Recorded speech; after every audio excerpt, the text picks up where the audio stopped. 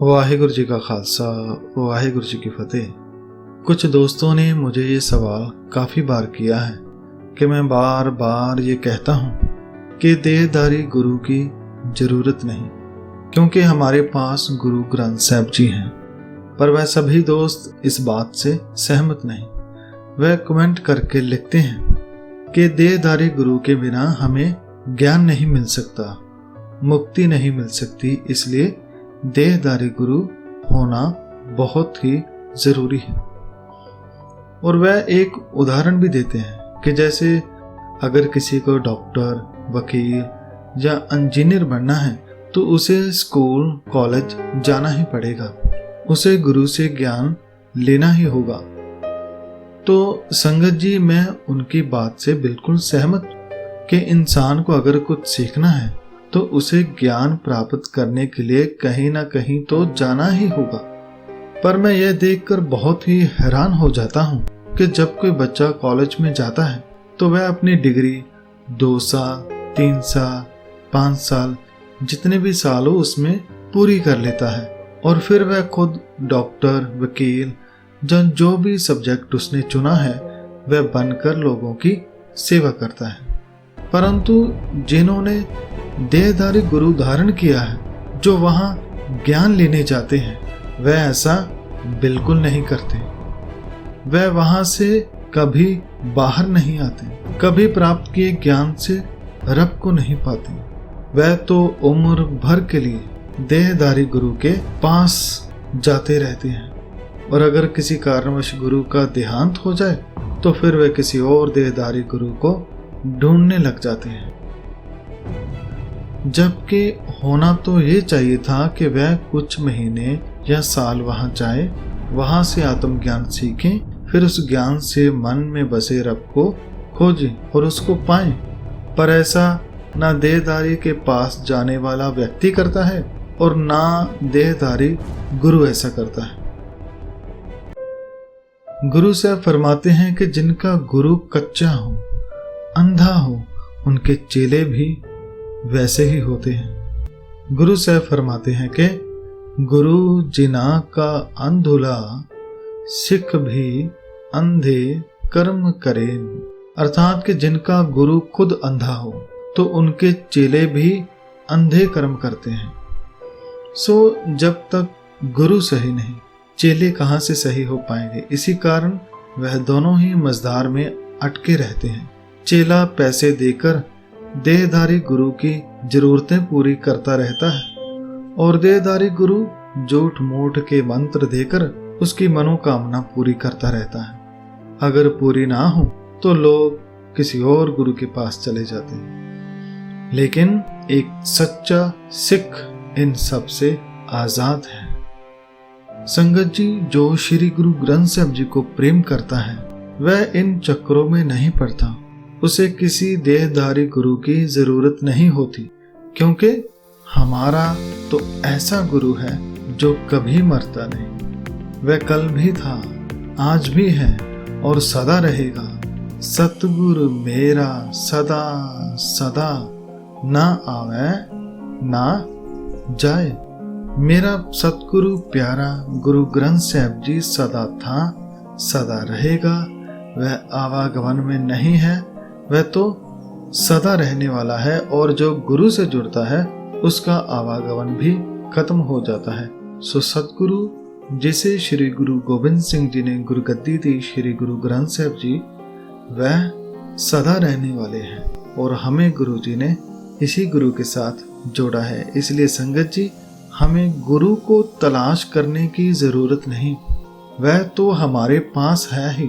हमें तो बस गुरु की वाणी को पढ़ना है और पढ़कर ही सब कुछ प्राप्त कर लेना है, क्योंकि सब कुछ गुरबानी में है, गुरु के पास है। जैसे कि गुरु साहब फरमाते हैं कि सर्ब निधान गुरु ते पावे। निधान यानी खजाना। जो गुरु से प्रेम करता है वह सभी खजाने गुरु से प्राप्त कर लेता है।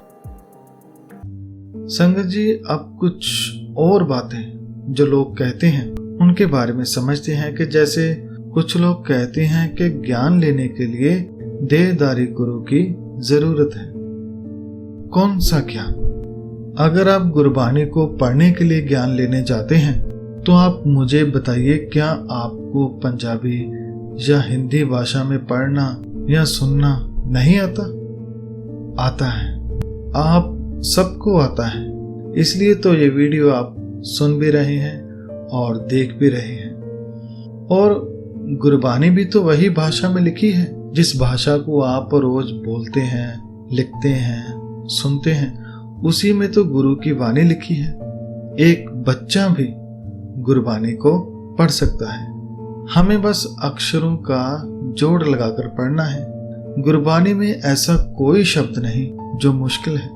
इसके लिए देहधारी गुरु की जरूरत नहीं, केवल आपको पंजाबी या हिंदी पढ़नी आनी चाहिए।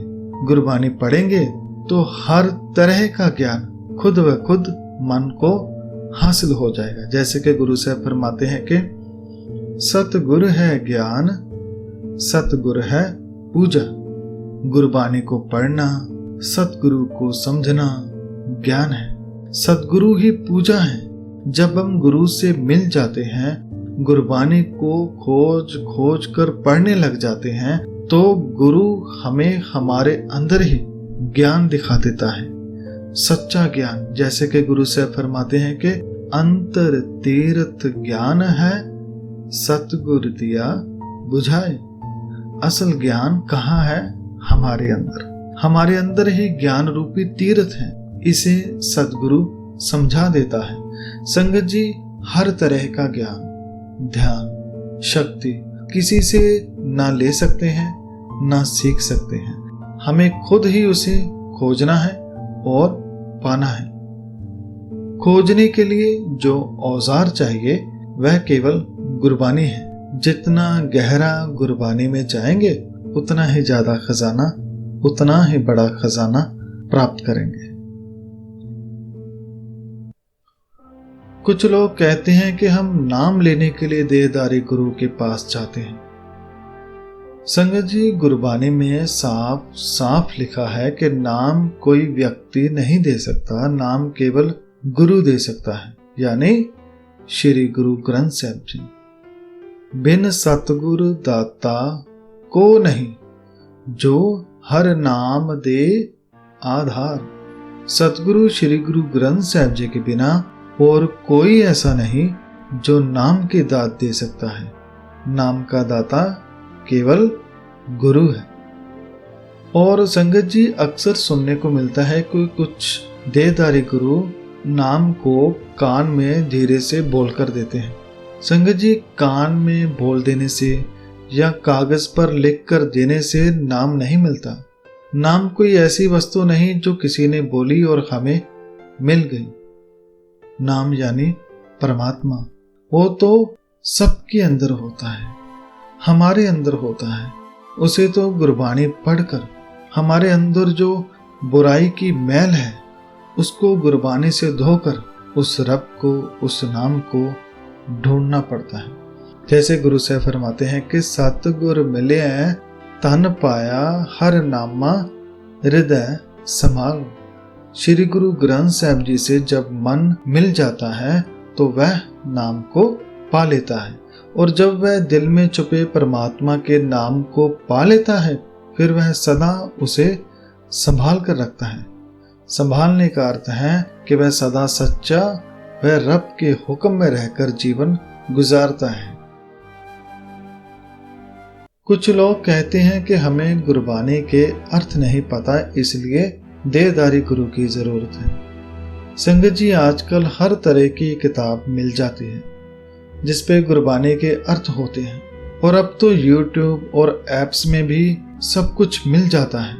आप घर बैठे बड़े ही आराम से सहज पाठ करते हुए अर्थ पढ़कर खुद को तलाश सकते हैं, खुद को बदल सकते हैं, अपने भीतर की शक्ति को जान सकते हैं। गुरु साहब फरमाते हैं कि घर बैठे गुरु ध्याई है, यानी घर में रहकर ही गुरु के ज्ञान से गुरु की सेवा की जा सकती है, गुरु को ध्याया जा सकता है।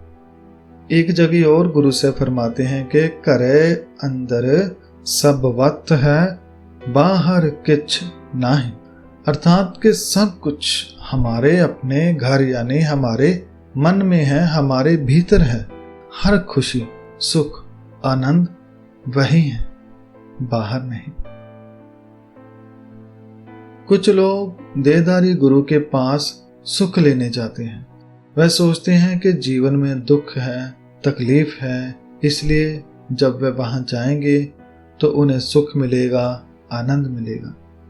लेकिन जब आप खुद गुरबाणी पढ़ेंगे, समझेंगे, तो आपको पता चलेगा कि असल सुख किसी के हाथ में नहीं बल्कि हमारे अपने अंदर है, जिसे गुरबाणी द्वारा जाना जा सकता है। संगत जी, हमारा ध्यान बाहर की तरफ होता है, इसलिए हम उस खुशी को बाहर तलाशते रहते हैं, जैसे कि पिछली पंक्ति में हमने जाना। इसके अलावा गुरु साहब और फरमाते हैं कि सो सुखिए सो सदा सुहेला, जो गुर मिल गाए गुनी रहो। जो गुरु यानी प्रभु गुणों को गुरबाणी द्वारा गाता है वह सुखी हो जाता है, वह भीतर से आनंद से भर जाता है और उसका जीवन भी आनंदमय हो जाता है। कैसे? केवल गुर मिल गाए गुनी, गुरु से मिलकर गुरबाणी को पढ़कर समझकर प्रभु गुण गाने से, उस अनुसार चलने से। कुछ लोग कहते हैं कि देहधारी गुरु के बिना मुक्ति नहीं मिलती। तो संगत जी, हमारे पास तो गुरुओं का गुरु श्री गुरु ग्रंथ साहब जी हैं, जिनकी वाणी को पढ़कर इंसान मुक्ति पा सकता है। मुक्ति क्या है? मुक्ति है अपने अवगुणों से मुक्त होना, अपने बुरे विचारों से मुक्त होना। गुरु साहब फरमाते हैं कि गुरु के शब्द मन जीतिया, गत मुक्त करे मह पाए। अर्थात गुरु के शब्द को जिसने पढ़ा समझा है वह मन को जीत लेता है और घर में रहते हुए गृहस्थ जीवन को अपनाते हुए वह मुक्ति प्राप्त कर लेता है, यानी विकारों से मुक्त हो जाता है और ऊंची आत्मिक अवस्था प्राप्त कर लेता है। सो गुरु की प्यारी साध संगत जी, हम खुशकिस्मत हैं कि हमारे पास श्री गुरु ग्रंथ साहब जी हैं, इसलिए हमें किसी और गुरु की जरूरत नहीं। गुर मेरे संग सदा है नाले, गुरु तो हमेशा मेरे साथ है। मैं चाहे कहीं भी चला जाऊं, वह हमेशा मेरे साथ ही रहता है, मेरे संग ही रहता है, वह कभी दूर नहीं जाता। सो अंत में मैं यही कहना चाहता हूं कि अगर आपको गुरबानी में कुछ नहीं समझ आता तो उसे दोबारा पढ़ें। फिर भी न समझ आए तो गुरुद्वारा साहब बने हुए हैं, वहां जाएं, या फिर किसी भी दोस्त से जो गुरबानी को पढ़ा समझता हो उससे पूछें और कोशिश करें खुद गुरबानी पढ़ने की। जैसे जैसे हम गुरबानी को पढ़ते समझते चले जाएंगे, हम हर साल अपने आत्मिक लेवल को बढ़ाते चले जाएंगे।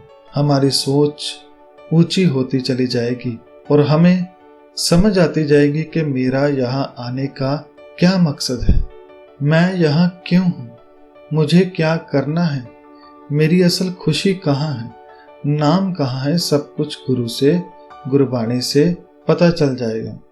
अगर किसी से पूछेंगे तो भटक जाएंगे, इसलिए खुद की तलाश खुद करें, गुरबानी का सहारा लें और अपने भीतरी खजाने में देखें कि रब ने आपको कौन सी दौलत दी है।